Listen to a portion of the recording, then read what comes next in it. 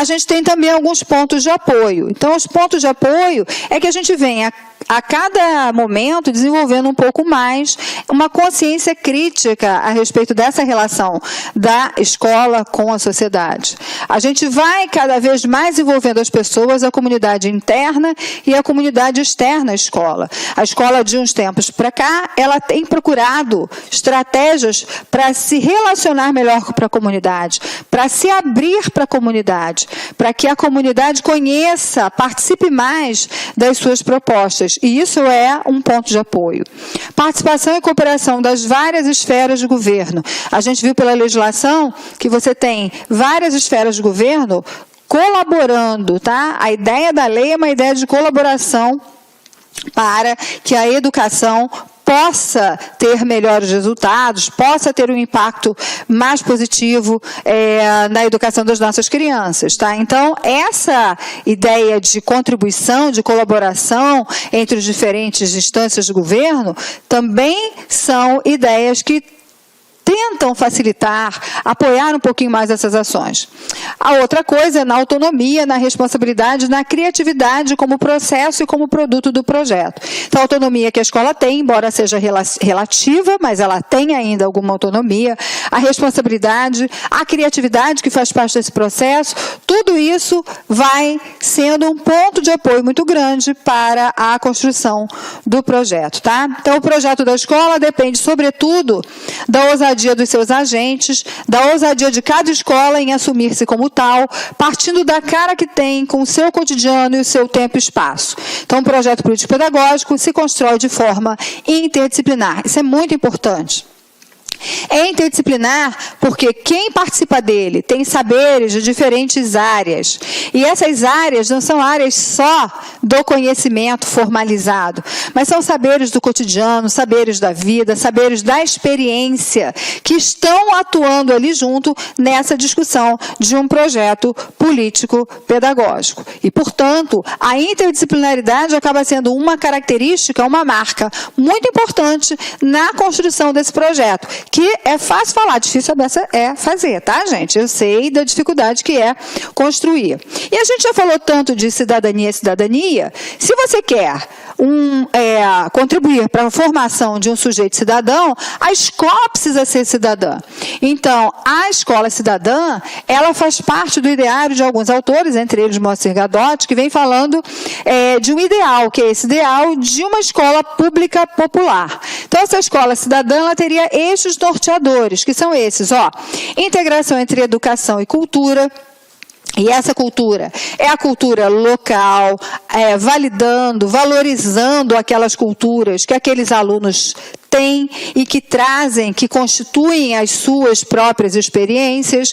Escola e comunidade numa educação multicultural e comunitária, ou seja, uma educação que considere as múltiplas culturas e que atue junto à comunidade, numa ação voltada para a questão da comunidade. A democratização das relações de poder dentro da escola, com a ideia da gestão, né? Então você tem uma democratização das relações, o enfrentamento da questão da repetência e da avaliação. Uma escola cidadã tem que se preocupar com os altos índices de repetência que ainda existem nesse país, tem que se preocupar com a discussão sobre a avaliação e acabar com alguns mitos sobre a avaliação e realmente propor formas de avaliação que sejam conscientes, que sejam interessantes. Uma visão interdisciplinar e transdisciplinar. Então, lembra que a interdisciplinaridade, acabando com aquelas fronteiras entre as disciplinas e deixando com que os conhecimentos se integrem de uma forma melhor, né? E, ao mesmo tempo, transdisciplinar, dando acesso às questões culturais, dando acesso aos saberes de uma forma mais complexa. E a formação permanente dos educadores. Então, esses são alguns requisitos dessa escola cidadã, ok? Bom, fechando um pouquinho as coisas que nós já discutimos, a gente pode falar, então, que o projeto político-pedagógico, a duração dele é de longo prazo, tá? A gente não sabe, ele não foi feito pensando especificamente para ser um projeto de 1 ano. O PPP, depois dessa discussão imensa, envolve a comunidade, essa coisa complexa, vê as leis, discute as necessidades da comunidade, pensa nas formas de atuação, imagina fazer isso tudo todo ano? Impossível. Então, ele é um projeto de longa duração. O prazo dele não é exatamente determinado, ok? Ele é feito, agora ele pode ser revisto e modificado quantas vezes forem necessários. Ele tem uma amplitude integral na medida em que abarca todos os aspectos da realidade escolar. Então, ele vai falar de todos os aspectos da realidade escolar e, portanto, ele é muito amplo. Ele é flexível e aberto. Uma vez pronto, como eu falei, ele pode ser completamente alterado, desde que a comunidade escolar sinta essa necessidade. Ele é democrático, porque ele é elaborado de forma participativa, ele tem a participação de toda a comunidade escolar, incluindo funcionários e responsáveis, e ele é chamado por vários nomes. Preste atenção que na prova que você vai fazer, você vai ter que interpretar a questão para saber de que projeto está sendo discutido ali naquele momento. Então, ele é chamado de proposta pedagógica pela lei, de planejamento pedagógico, algumas vezes ele vem com esse nome, tá? E outras vezes planejamento participativo. Então, você vai ter que ler e interpretar bem essa lei para você poder pensar em decidir que projeto é esse que está sendo discutido. Agora, a gente entra num outro momento ainda desse tópico para discutir como é que acontece esse processo de elaboração e de aplicação do projeto político-pedagógico, ok? Então, olha só, sempre que esse processo começa a acontecer, ele vai surgir da necessidade do projeto. Não adianta você querer construir um projeto com uma comunidade à força. É preciso que esse desejo da construção aconteça, tá? Então, você tem uma decisão inicial de se fazer. De onde nasce esse desejo? Esse desejo tem que nascer da necessidade de se direcionar o trabalho da escola, de discussões prévias que levem a comunidade escolar a pensar o como é importante sentar e discutir esse processo, tá? Então, é sempre importante um trabalho de sensibilização e de preparação para quem está pensando numa coordenação pedagógica, numa supervisão, mesmo na gestão escolar. Esse trabalho de sensibilização e de preparação compete justamente à gestão. Lembra que é uma decisão coletiva para que a gente possa, então, partir para essa ideia da elaboração. Então, a gente pode pensar que existem sempre duas grandes possibilidades importantes para a gente pensar na elaboração. Esses não são os passos, mas a gente tem que trabalhar pelo menos com essas duas ideias iniciais. Ó, você tem que ter um diagnóstico e você tem que ter uma programação. Mas até chegar a isso aqui, você vai passar por outras etapas, tá? Então, o fato é que quando eu vou partir para a ação, isso vai contar. Então, eu tenho um julgamento de onde vem os problemas da escola, com base nas teorias, e um levantamento das necessidades da escola. E a programação é o que vai acontecer na escola, a definição de ações e posturas que serão realizadas. Ela é uma etapa crucial para que exatamente esse PPP aconteça.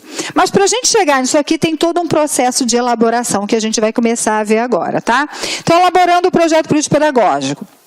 Essa forma de elaboração é uma forma que Danilo Gandin usa bastante, eu estou trazendo aqui para vocês, tá? Então, vamos lá. A gente trabalha com a ideia de um marco referencial, de um diagnóstico e da programação. Diagnóstico e programação a gente viu inicialmente, mas para chegar neles, olha só, quanta coisa a gente vai ter que fazer. O marco referencial, ele se subdivide em marco situacional, marco doutrinal ou filosófico e o marco operativo. Tá? Então, vamos ver o que cada uma dessas etapas diz para a gente. Então, marco referencial. Você tem a posição da instituição que planeja em relação à sua identidade, à sua visão de mundo, a utopia, valores, objetivos, compromissos. Então, ele vai indicar o rumo, o horizonte, a direção que a instituição escolheu, fundamentado em elementos teóricos da filosofia, das ciências, apoiado em crenças, na cultura da coletividade envolvida. Implica, portanto, opção e fundamentação. Então, é opção e fundamentação. A escola toma essa decisão. Qual é a fundamentação que está aqui presente? Por que isso? Então, essa ideia de fundamentação, ela é muito importante, tá? Quais são os fundamentos do nosso querer em relação à escola? Olha perguntas que a gente pode fazer. O que se espera da escola pública hoje? Que cidadão queremos formar e para qual sociedade? Que escolhas fazemos em torno das concepções de educação, de ensino, aprendizagem, de avaliação para atingir os objetivos previstos? Então, a grande ideia do marco referencial é tensionar a realidade no sentido da sua superação, da sua transformação e fornecer parâmetros para a realização do diagnóstico. Agora, isso tudo que a gente viu aqui de uma forma maior, mais ampla, no marco referencial, ele se subdivide. Subdivide-se no marco situacional, que vai dizer onde estamos e como vemos a realidade, no marco doutrinal ou filosófico, para onde queremos ir, e no marco operativo, que horizonte queremos para a nossa ação. Então, o marco situacional é a percepção do grupo em torno da realidade em geral, como a ver, quais seus traços mais marcantes, qual a relação do quadro socioeconômico, político e cultural mais amplo e cotidiano da escola. Então, isso é cada escola olhando para si mesma, cada escola olhando para o seu contexto, cada escola, olhando para os reflexos que as questões políticas trazem para o seu cotidiano, que aquela comunidade tem escolhas e culturas específicas. Que escolhas são essas? Que culturas são essas? Quem é esse meu aluno? Qual é o perfil desse meu aluno? Quem é o professor que eu tenho? Qual é o perfil do professor? Quem são os funcionários? Que comunidade é essa no qual a escola está inserida? Tá? Então, como compreendemos, vemos sentidos do mundo atual, o país, o estado, a cidade onde vivemos? Como percebemos, vemos o bairro em que fica inserida a nossa escola? Quais são os sinais do mundo atual que nos alegram e nos mobilizam? Por quê?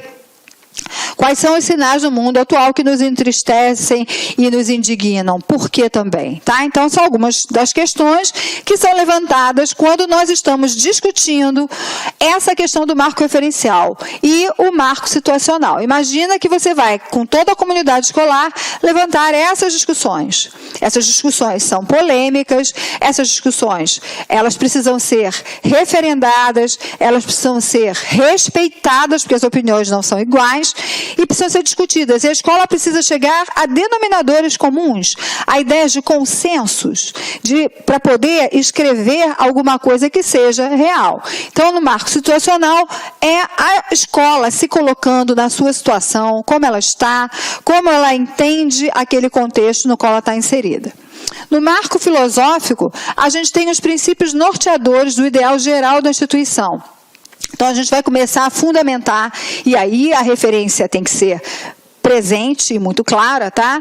A proposta de sociedade, de pessoa e de educação assumida pelo grupo que compõe a equipe escolar e sua comunidade. Então, eu suponho que as pessoas têm que discutir que propostas são essas, que possibilidades são essas, justamente para que elas possam decidir que concepção é essa de sociedade, de educação e de tudo mais. Então, a gente tem que pensar que concepção a gente tem de educação, de conhecimento, de escola, de comunidade, de sala de aula, de professor, de aluno. Então, só para dar um exemplo, se eu vou pensar nessa perspectiva da aprendizagem, uma das concepções que precisa ser discutida é o seguinte, concepção, então vamos lá, aulinha que a gente já teve.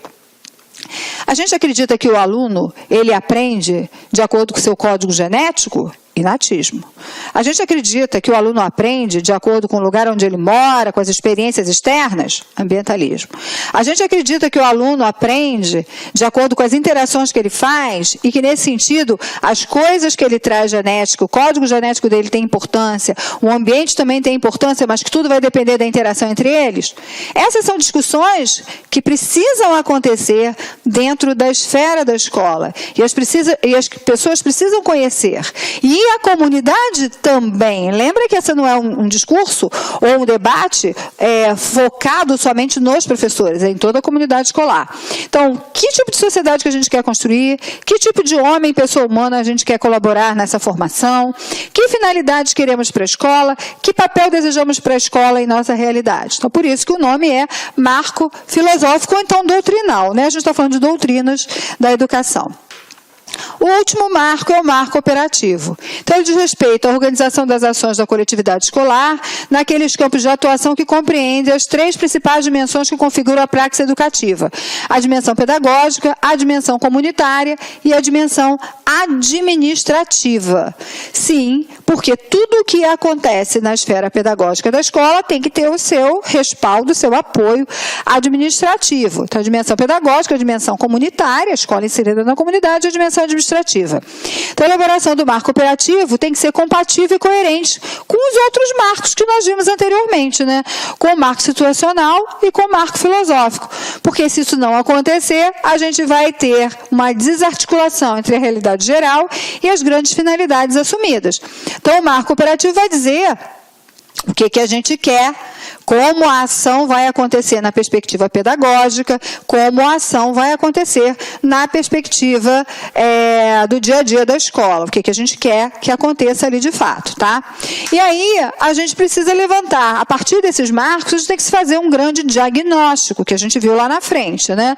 Então, o diagnóstico trabalha a dimensão da realidade, que características sociais, econômicas, culturais tem essa comunidade, a clientela que a escola atende, como se apresenta a realidade da escola hoje, que características tem a sua gestão, como se dá a participação da comunidade nessa gestão, que formas de organização escolar são adotadas, como estão as relações interpessoais no interior da escola, que características tem o trabalho pedagógico desenvolvido, como se apresentam os resultados da aprendizagem, que processos e instrumentos de avaliação são utilizados.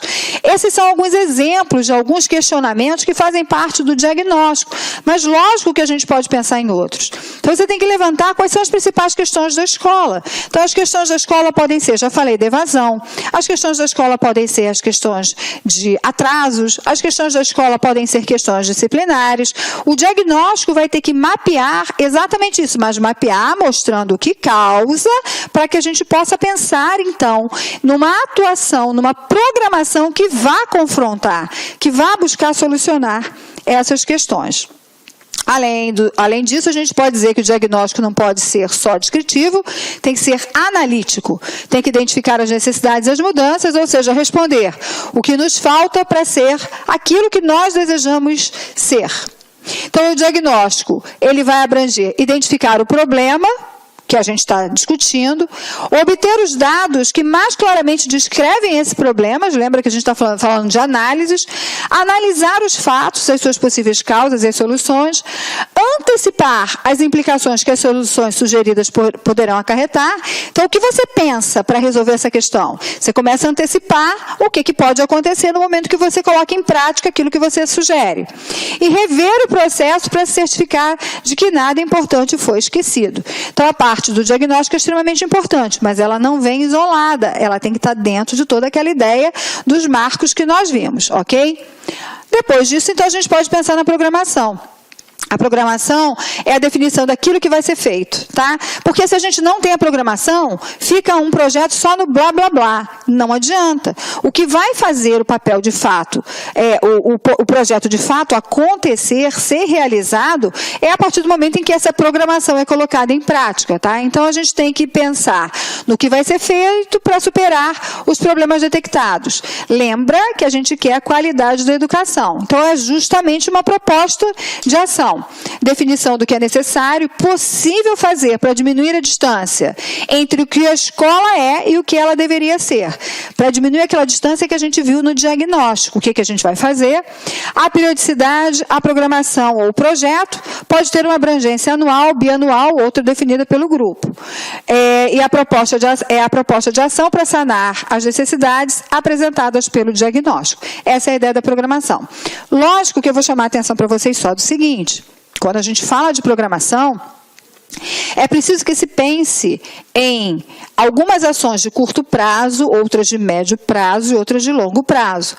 Por quê? Porque se a gente só pensa lá para daqui ao final do ano, o próprio projeto vai se perdendo. Então, você precisa Olá, meus de amigos, minhas amigas, inicialmente eu quero pedir licença para vocês, pois interrompi seus estudos, mas essa videoaula que você está assistindo aqui no YouTube é uma videoaula demonstrativa para você conhecer as potencialidades e conhecer o nosso produto do site lá Concursos.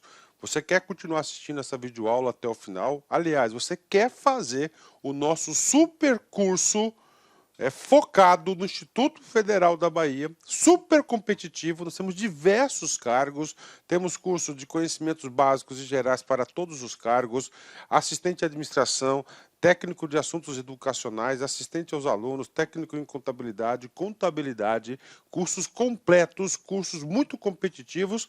É muito simples, é só você entrar em contato com uma das nossas atendentes aqui da Lá Concursos, que eu tenho certeza que você não vai se arrepender. Tá certo, meus amigos? Então espero vocês no site Lá Concursos. Um forte abraço, fique com Deus, tchau, tchau.